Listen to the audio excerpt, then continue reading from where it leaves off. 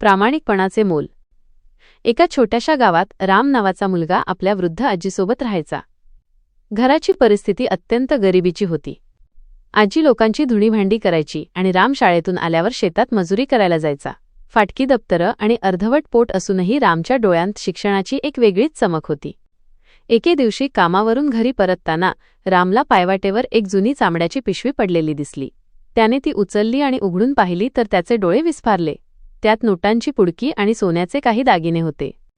रामच्या मनात एका क्षणी विचार आला, जर हे पैसे मी ठेवले तर आजीला काम करावं लागणार नाही, मला नवीन कपडे मिळतील आणि आमचं नशीब बदलेल. पण दुसऱ्याच क्षणी त्याला आजीने दिलेली शिकवण आठवली. कष्टाची भाकरी गोड लागते, पण चोरीचा घास गळ्यात अडकतो. रामने ती पिशवी तशीच घेतली आणि धावत गावाच्या सरपंचांकडे गेला. राम, सरपंच काका, ही पिशवी मला रस्त्यावर सापडली. यात खूप पैसे आहेत. प्लीज हे ज्याचे आहेत त्यांना परत करा. सरपंचांनी पिशवी तपासली. त्याचवेळी शेजारच्या गावचे एक व्यापारी धापा टाकत तिथे आले. ते रडवेल्या स्वरात म्हणाले, सरपंच, माझी पिशवी हरवली आहे. त्यात माझ्या मुलीच्या लग्नाचे दागिने आणि कष्टाचे पैसे होते. सरपंचांनी ती पिशवी व्यापाऱ्याच्या हातात दिली. आपले पैसे आणि दागिने सुरक्षित बघून व्यापाऱ्याच्या डोळ्यात आनंदाश्रू आले. त्यांनी आनंदाने रामला त्यातले काही पैसे बक्षीस म्हणून देऊ केले.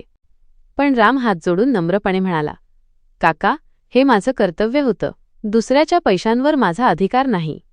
रामचा हा प्रामाणिकपणा पाहून सरपंच आणि तो व्यापारी भारावून गेले. सरपंचांनी त्याच दिवशी गावात सभा बोलावली आणि रामचा सत्कार केला. व्यापाऱ्याने रामच्या पूर्ण शिक्षणाची जबाबदारी उचलली. तात्पर्य: परिस्थिती माणसाची परीक्षा घेते, पण जो प्रामाणिक राहतो त्याचे भविष्य नियती स्वतः उजळवते. या कथेतील सुधारणा. पात्रांची पार्श्वभूमी: रामची